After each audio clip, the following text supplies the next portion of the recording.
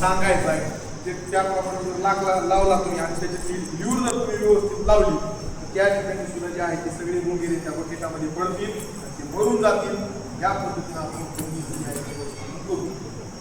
महत्वाचे मुद्दे सांगितलेले आहेत. ऊस पिकाच्या अनुषंगाने सांगतो, तुमच्या भागामध्ये जर कानीचा प्रादुर्भाव कुठं जर दिसत असेल तर कानीची बेट उकळून जाळून नष्ट करा.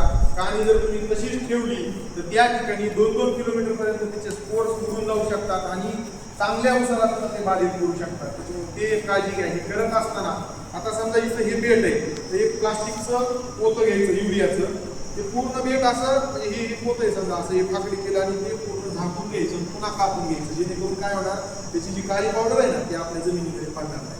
आणि दुसरं फवारणीच्या माध्यमातून त्याचं व्यवस्थापन करण्यासाठी मार्केटमध्ये अमिस्टार टॉप नावाचं बुरशीनाशक भेटते सिजेंटाचं. 1 मिली प्रति 1 लिटर पाणी आपण फवारणी करू शकतो. त्याच्यामध्ये घटक आहेत डायपेकोनाझॉल आणि आझोडिस्ट्रोबिन नावाचे, ते कुठल्याही कंपनीचं तुम्ही घेऊ शकता. ऊसाचे डोस जर तुम्ही आता येऊन पुढे पावसाळी डोस करत असताना सगळ्यांना विनंती आहे, खतं फेकून देऊ नका. 60% जास्त खत वॉलटाईल हवेत उडून जाते, त्याचा उपयोग त्या पिकाला होत नाही. त्याच्यामुळे आपलं आर्थिक नुकसान होत आहे. शक्य झालं तर पाडेगाव संशोधन केंद्राची पहार जर तुम्हाला जर भेटली किंवा तुम्हाला इथे बनवता आली तर त्या माध्यमातून पाडेगाव संशोधन केंद्राची पहार तयार करा.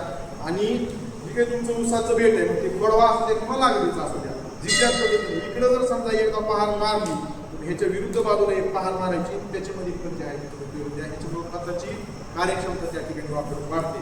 दुसरा युरियाची बोंबाबोंब चालू आहे. युरिया आता तुम्हाला माहिती आहे सगळ्याला, तुमचं जे काही कार्बन आयडी लिंक करा ते त्याच्यावर युरिया जर घ्यायचा नाही तर माझं पीक वाढणार नाही. ही जी काही तुमचा गैरसमज आहे किंवा युरियाला पर्याय काय, उत्कृष्ट पर्याय काय आहे, हे संशोधनाअंती सिद्ध झालेलं आहे.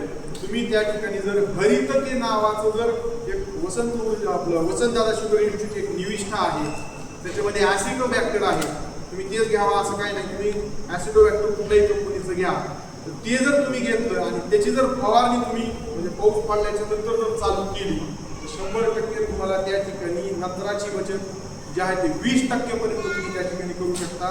म्हणजे या फवारणीमुळे तुमच्या पिकाला ऑटोमॅटिक नत्र जे आहे ते त्या ठिकाणी भेटतं. याच उपाययोजना जे आहे ते तुम्ही त्या ठिकाणी करू शकता. मला वाटतं आता बराच वेळ तुम्ही झालाय, त्याच्यामुळे महत्वाचे जे काही विषय होते ते सांगितलेले. तुमचे काय आणखी प्रश्न जर असतील तर निश्चित तुम्ही विचारा, त्याप्रमाणे आपल्याला तुम्हाला मार्गदर्शन जे आहे ते करता. आणि महत्वाचं आजची काय आमची ही 2 पोरं जे आलेली ते याचे कारण साहेबांनी घेतलाय तो विषय चिकट सापळे लावण्याची जनजागृतीचा विषय होता आपला.